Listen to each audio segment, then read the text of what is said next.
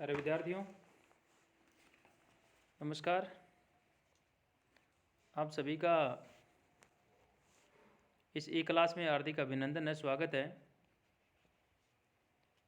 आज हम नीति शतकम में ही जो अपना सज्जन प्रशंसा का जो प्रसंग चल रहा था उसी को आगे बढ़ाते हुए पद्य नंबर 56 जो है इसका हम अध्ययन करेंगे। तो बीच में कोई भूमिका नहीं बांधते हुए हम यहाँ अब शुरू करेंगे। चूँकि आज एक दो पद्य थोड़े ज़्यादा हैं, इसलिए हम थोड़ा सा इसको थोड़ा स्पीड से पढ़ते हुए ही हम आगे बढ़ेंगे। संपत्सु महतां चितं भवत्युत्पलं कोमलम अपत्सु च महाशैलम शिलासंघात कर्कशम। महतां चितं संपत्सु उत्पल। महतां का मतलब यहाँ महापुरुष है।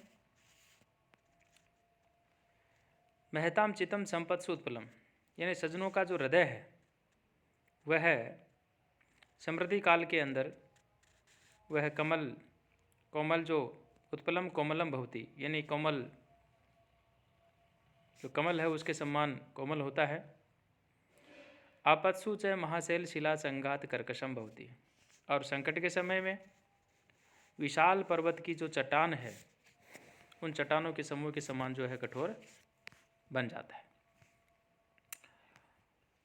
अगला जो पद्य आ रहा है, जहाँ पद्य के ऊपर बात करनी होगी मैं स्वयं कर लूँगा। पिर्यान्यायात प्रीति मलिनम अशुभंगे अपि असुकरम त्वसंतो न व्यर्थया सुहृद अपि न याच्य कृशधनः विपद्युच्चैः स्थैर्यं पदम अनुविधेयं च महतां सताम केनोदिष्टं विषम असि दहरा व्रतम इदम। यानी यहाँ पर भी जो सज्जन है उन सज्जनों के चरित्रों के विषय में यहाँ वर्णन किया गया है और कहा न्यायावृत्ति ही प्रिया अशुभंगे अपि मलिनम यानी हमेशा सदैव न्याय संगत व्यवहार को पसंद करना और अशुभंगे अपि प्राणों के संकट में होने पर भी जो है असुकर्म यानी जो दुष्कर्म है उसको नहीं करना। असंत है तू न अभ्यर्थ्या दुष्टों से, असंत का मतलब दुष्टों से है यानी दुष्टों से याचना जो है नहीं करना। सुहृदय अपि कृशधनः न याच्य है मित्र भी जो है वह यदि निर्धन है तो उसे जो है अयाच्य जो है वह मानना। विपत्ति ही ऊंचाई स्थैर्यम और विपत्ति के समय में अत्यंत धैर्य जो है वह रखना। महताम च पदम महापुरुषों के जो मार्ग है महापुरुषों के मार्ग का अनुविधेयम यानी अनुसरण करना।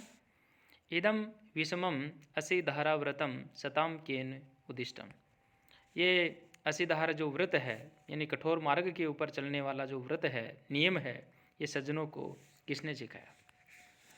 प्यारे विद्यार्थियों, यहाँ जो सज्जन व्यक्ति हैं, सज्जन जो महापुरुष हैं, उनके जो उच्च सिद्धांत हैं उन उच्च सिद्धांतों के विषय में कहा गया और उनका जो अनुसरण करते हुए उनका प्रत्येक जो आचरण है वह प्रशंसा के योग्य होता है।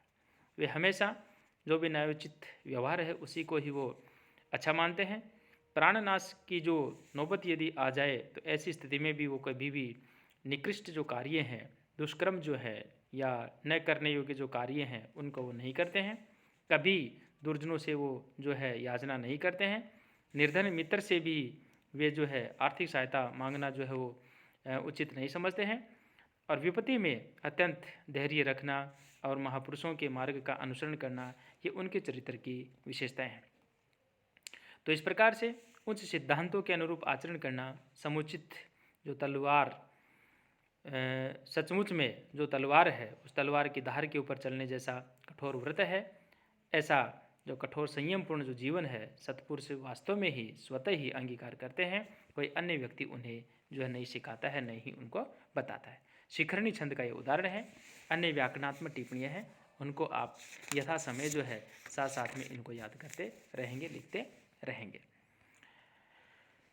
58वें पद्य में यहाँ पर जो है सज्जन जो है उनका हृदय जो है उनकी उदारता प्रकट करने के विषय में जो विलक्षण है उनका वर्णन किया गया है और कहा प्रदानम प्रचनम गृहम उपगते संभ्रम विधि प्रियम कृत्वा मौनम सदसि कथनम चप्युपकृते अनुतसेको लक्ष्म्याम निरभिभव सारा परकथा सताम केनोदिष्टम विषम असिधारा वृतम इदम।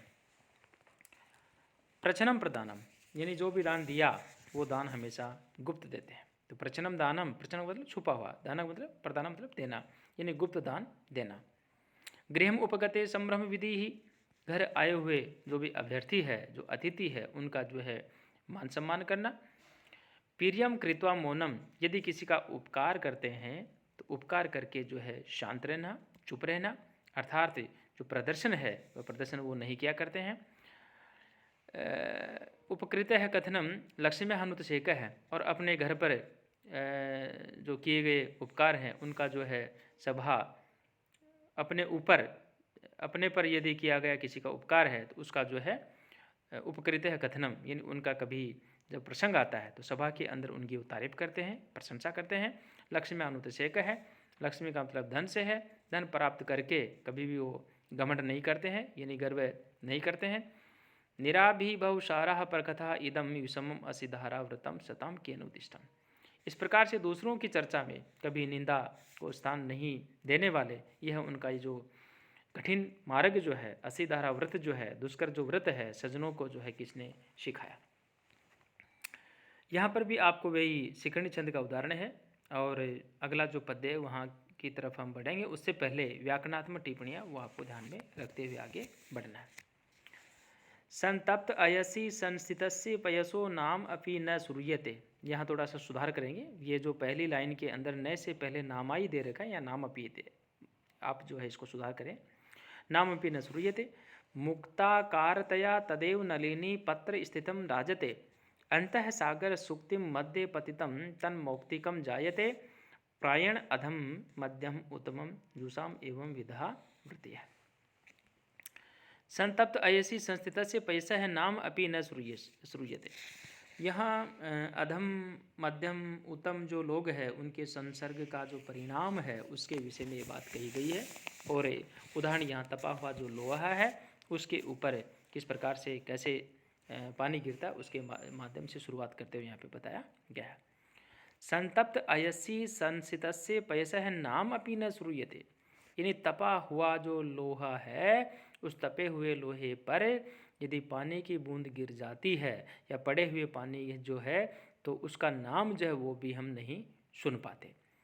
आपने देखा होगा कि घर के अंदर जो खाना बनाते हैं और कभी कभी माताएं खाना बनाते समय यदि उस तवे के ऊपर यदि पानी डाल करके साफ़ यदि करना चाहें तो अचानक सी इस प्रकार से आवाज़ करता है पानी कि हम सुन भी नहीं पाते, जो ही पानी डाला उड़ करके वो पता नहीं कहाँ चला जाता है।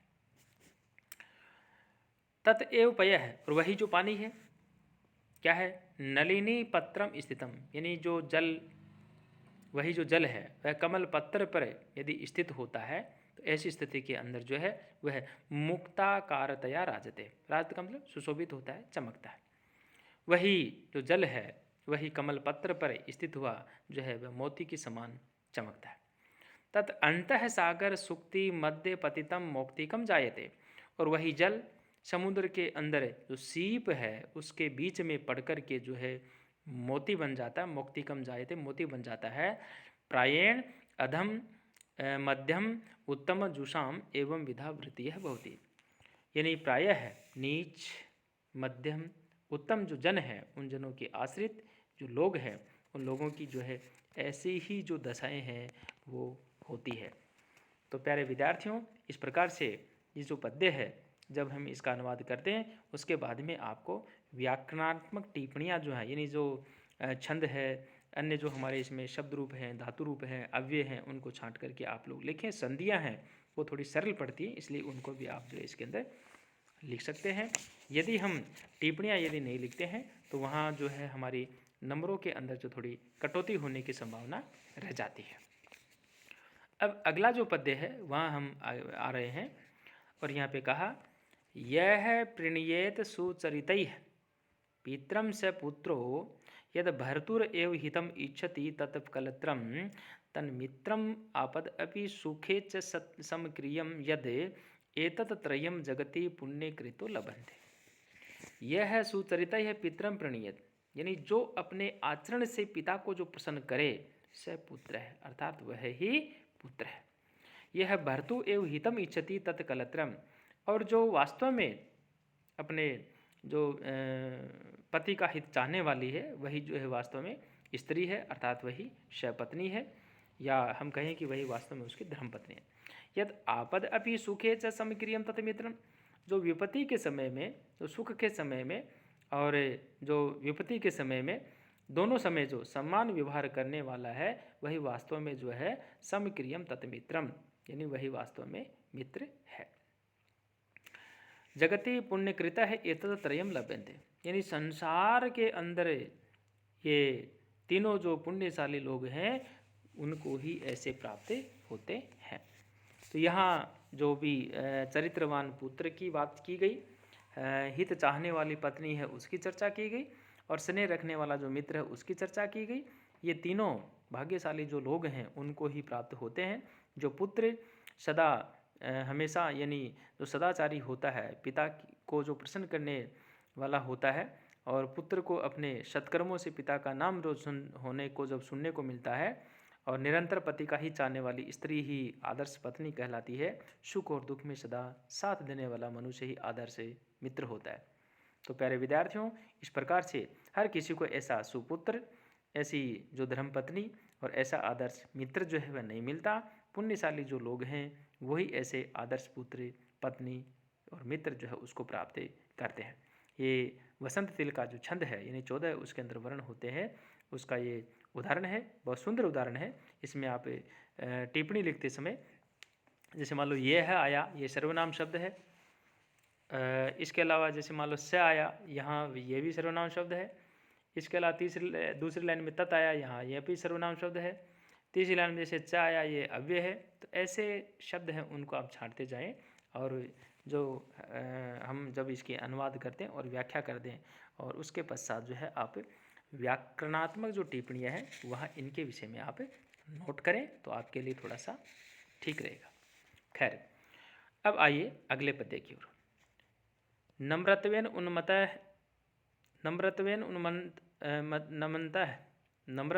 उन्मन्तः परगुण कथनैः स्वान् गुणान् ख्याप्यन्तः स्वार्थान् सम्पादयन्तो वितत पृथुतरम् आरम्भयन्तनः परार्थे शान्ति इव आक्षेप रुक्षाक्षर मुखर मुखान् दुर्जनान् दुष्यन्तः सन्तः स आश्चर्यचर्या जगति बहुमतः कस्य न अभ्यर्चनीय। बहुत ही अच्छी बात कही यहाँ पे। यहाँ वास्तव में जो सज्जन है उनके स्वभाव की विशेषताओं को वर्णन किया गया है, और कवि यहाँ पर ये कहना चाह रहे हैं। नम्रत्वेन उन्मन्तः, यानी नम्रता से उन्नति करते हुए, परगुण कथनई है स्वान गुणान ख्याप्यन्तः, दूसरों की प्रशंसा से अपने जो गुण है उनको प्रदर्शित करते हुए, परार्थे वितत पृथुर आरंभ यत्न, परोपकार के लिए अत्यधिक प्रयत्नशील होकर वास्तव में जो स्वार्थ है यानी जो आत्मकल्याण है उनको सिद्ध करते हुए, निंदा से जो ऐसे जो व्यक्ति है उनके विषय में कहा कि नम्रत्वेन उन्मन्तः है, यानी नम्रता से उन्नति करते हुए, पर गुण कथनय स्वान गुणान ख्याप्यन्तः है, यानी दूसरों के जो गुण है उनकी प्रशंसा के माध्यम से स्वयं के जो गुण हैं उनको प्रदर्शित करते हुए ही वो जो व्यक्ति हैं पैरार्थे वितते पृथुर आत्मयत्नः स्वार्थान संपादयन्तः, यानी ऐसे प्रकार से परोपकार के लिए जो है अत्यंत प्रयत्नशील होकर के वास्तविक जो यानी जो स्वार्थ होता है उसको सिद्ध करते हुए आक्षेप रुक्षाक्षर मुखर मुखान दुर्जनान शांता, निंदा से रुक्ष वाणी से युक्त मुख वाले जो दुर्जन है उन दुर्जनों को शांता यानी क्षमा का जो शस्त्र होता है उस क्षमा के शस्त्र से जो है इस प्रकार से एव दुष्यंत यानी पराभूत करने वाले सा आश्चर्यचर्या बहुमता संत जगति कस्य न अभ्यर्चनीय, आश्चर्यजनक व्यवहार करने वाले ऐसे सम्माननीय जो सजन है ये किसके लिए जो है वंदनीय नहीं होते हैं, अर्थात ये तो सभी के लिए वंदनीय होते हैं। तो प्यारे विद्यार्थियों, यहाँ इस पद्य के अंदर भी हमारे को वही ध्यान रखना है, व्याकरणात्मक जो टिप्पणियाँ हैं उनको ध्यान में रखते हुए हमारे को आगे बढ़ना है। मैं यहाँ और भी बात करना चाह रहा था, लेकिन समय की मर्यादा है, चूँकि ये 15-16 मिनट का वीडियो बन चुका है। ज़्यादा यदि करेंगे तो आपके लिए भी जो थोड़ा सा लंबा हो जाता है, इसलिए व्याकरणात्मक टिप्पणियों को ध्यान में रखते हुए आप जो है इस पद्य का अध्ययन करें। और सभी विद्यार्थियों को जो मेरी आगामी हमारी कक्षा यानी जो अगली वीडियो आएगी तब तक के लिए आप इसका अध्ययन करें। सभी विद्यार्थियों को बहुत बहुत धन्यवाद।